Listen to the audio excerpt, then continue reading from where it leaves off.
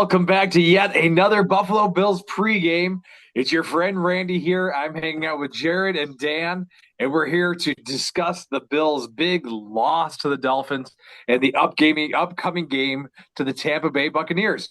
But first, I just want to take a minute. We're getting killed in the YouTube algorithm because we are not sufficiently angry. So I am going to personally do my best to be as angry as possible today, but I need you, the viewer, to quickly like, subscribe, share anything that you can do to help us out to reach more Bills fans with our upcoming angry broadcast. And we are angry because the Bills just laid a big egg, one of the worst performances of the season of this era of the Bills, perhaps, in a loss against the Dolphins. Jared, you seem the most upset in the pre-conference. We'll start with you. What's your immediate knee jerk to the Dolphins' loss? I was so confident going into that game. I did the one thing you're not supposed to do. I went on my Facebook page and I wrote, "Easy win. I'll see you all in 3 hours." So I realized that might immediately make people think I am to blame for the game, but the Bills were so bad, I can't be the blame for the game. It was just Achane ran all over us. We looked like we did not show up for that game. It was unfortunately one of the worst performances I've seen the Bills do in a long time. But at the same time, here's my weird boat of optimism here, and Dan, you might like to attest to this. Um, we seem to do this nearly every year. We'll have that one or two games. It's usually not against a divisional opponent, but there's usually one or two games that we are expecting to win, and we blow it. And I bring you into this, Dan, because I believe you went to that 3-6 Jackson, or was it 9-6 Jacksonville game?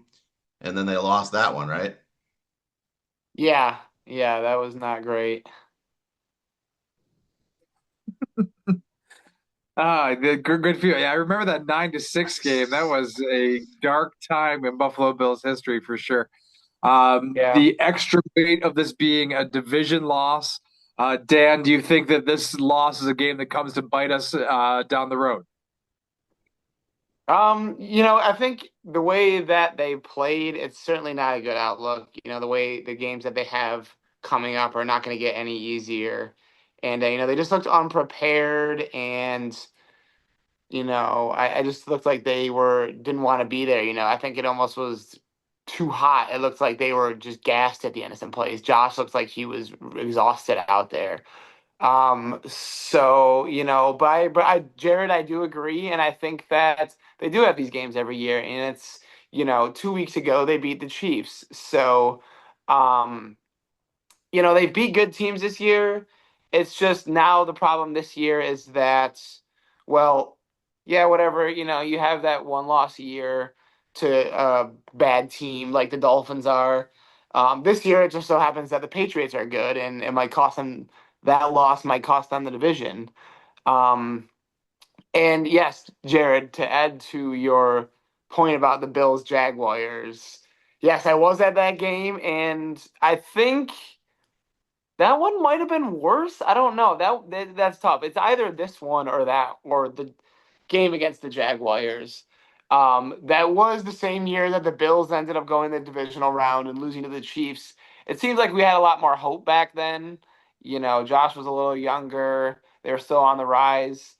Now it kind of seems like, all right, every single year it's the same things. So, um, they got some tough games coming up with Bucs, and then I think it's Bucs, Texans, Steelers.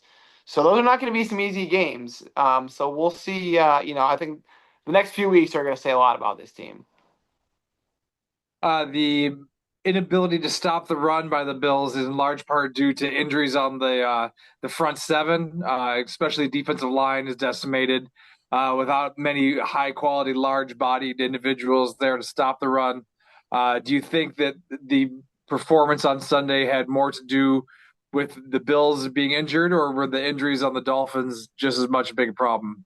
Dan, we'll start with you. It's hard. It's hard to. I know the Bills do have a lot of injuries this year, but the Dolphins also have their injuries. And Dolphins have also had a tough year in that aspect. So I don't think you can really blame it on the injuries. The Bills have too much talent on their team to be getting blown out by the Dolphins in any scenario, even with injuries. So, I think they had their guys who, at least on offense, I think we basically had everyone. Obviously, Kincaid went down, and he seems to be a focal point of the offense this year. But that being said, you still have James Cook, you still have Josh Allen. They still need to get it done, even with the injuries. Jared, how much do you blame the Bills' lack of success on the injury bug? We do have a ton of injuries. I think every level. I mean, okay, who's been out? Benford was out. Rapp's on IR. Ed Oliver's on IR. Trey White. Well, Trey White. See, that's not really an injury. Trey White's just old. Um, and then Daquan Jones was out. I mean, we have our backup D tackles out. Dwayne Carter, is he still even on the team and on IR? I think he's. We've run through so many D tackles we don't even remember who's on the team anymore. So. But I've been seeing fundamentals issues all season. Not so much. I mean, yes, the injury issues are there, but like missed tackles, bad reads, like during zones, and that's where the problems really lie, I think, on the team. Uh, Looking at the offensive side of the ball, the Bills have done their best when they have a good balance. One of the issues that the Bills had this Sunday against the Dolphins was that they were down behind and became very one-dimensional, with Josh having to feel like he had to take over the entire game himself, leading to situations like the fumble that he had. What do the Bills do have to establish a run and be more balanced on the offense side of the ball, Jared?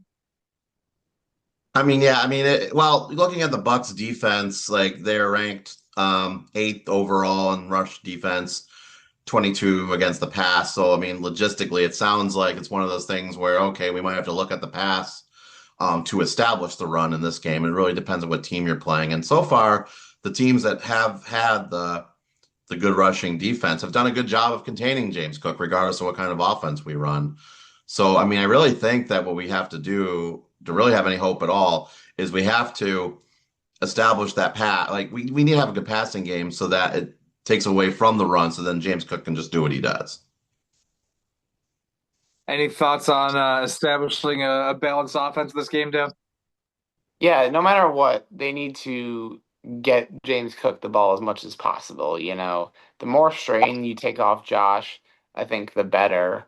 And we know whether that's the screen game, or him, going out for passes, whatever it takes. I think seems like right, like Josh is trying to do too much. I keep calling him Josh like I know him, but um, the receivers are not getting open. Coleman seems like he's not giving 100% efforts. He did have a great touchdown. I will give him that, but it seems like he doesn't seem like he wants to be there. The rest of the receivers are just simply not getting open, no matter how much time they have back there. So, yeah, the more you can get James Cook involved, I think the better. On the other side of the ball, the Bucs seem to have almost no running game at all. That might be a benefit to the Bills.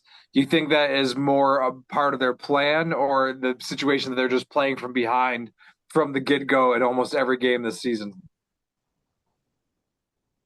Yeah, I think the way that the Bucs play, it's almost in a way similar to how the Bills used to play. Just really fast paced and going down the field and scoring fast, that kind of thing. Um, and I think that's how the Bills used to play, but now it seems like the Bills are trying to be as conservative as possible and just sticking with the short passes and not really airing it out like they used to. Um, and I think the Bills' defense is susceptible to the way that the Bucs play. Um, especially the way that the Bills have been missing tackles, like the way that Jared mentioned. Just not with the fundamentals. So I think the Bills are definitely gonna need to be ready for that on Sunday. Perfect. Jared, our historian here at Buffalo Bills pregame. This is the first time we've done an episode dealing with the Buccaneers in 16 years. Do you have any strong memories of what a great job I did 16 years ago talking about the Bucs? Yeah, I do have a strong memory, and the strong memory is that you weren't even there yet, Randy. We didn't know each other 16 years ago, so that's how long ago it was. Over 16 years, 2009 season. The Bucs have only been in Buffalo, I think, from a regular season perspective, I think twice. Once in 2017, and then once for that like interconference extra game that we have a few years ago. We did that, or I think it was the Thursday night football game a couple years ago when we played the Bucs. I think that was the one where like Josh Allen was trying to take Fitzpatrick's shirt off or something. Anyways, so so my story from the 2009 game though is that it's funny. It's not only it was very early in the stages of Bills pregame. I realize we're just sort of casually doing this on Zoom right now. The Bucs game was the very first show we ever did in that basement. I know you've all been in the basement. That was the first one against the Bucs. And the funniest part of that story, it took us 3 hours to shoot the first show. We we're doing this pretty quick. It took us 3 hours because we did take after take after take. This is back in the day when we actually tried to land everything perfectly. So if anybody screwed up a word or a line, we redid the segment. So nice. That's my memory of doing the first Bucs show. This one has gone a lot more smoothly, I guess. Oh, well, we're old hands now. We're pros. So we don't have to worry about mistakes and re-recording ever. Well, that brings us to the favorite time of the show, picks. I'm going to start off this week. The Bills got to win. I say it's going to be an easy cruising victory, 33-17. Dan, you're up next. All right, I'm going to go with I agree. I think the Bills are also going to win. I think that they do have those games where they just lose to teams for some reason. I mean, it happens all the time in the NFL, but it happens to the Bills a lot. I think that was one of them. I think they are a better team than the Bucs. I'm going to go with 28-16 Bills. All right, another big Bills victory. Jared, what do you got to say? 26-18 Bucs, and they got to do better. I'm not going to pick the Bills again until they actually show that they're doing better. Oh, well, hopefully by the time we have our next show against the Philadelphia Eagles, the Bills will be good enough for Jared to pick the Bills once again. But until then, we say thank you very much. Thank you so much for tuning in for 16 years plus of Buffalo Bills pregame. And if you like what you saw today, be sure to like, subscribe, share, tell your friends. Just show your grandmother tonight's episode. She won't mind, I promise. And we'll see you again real soon.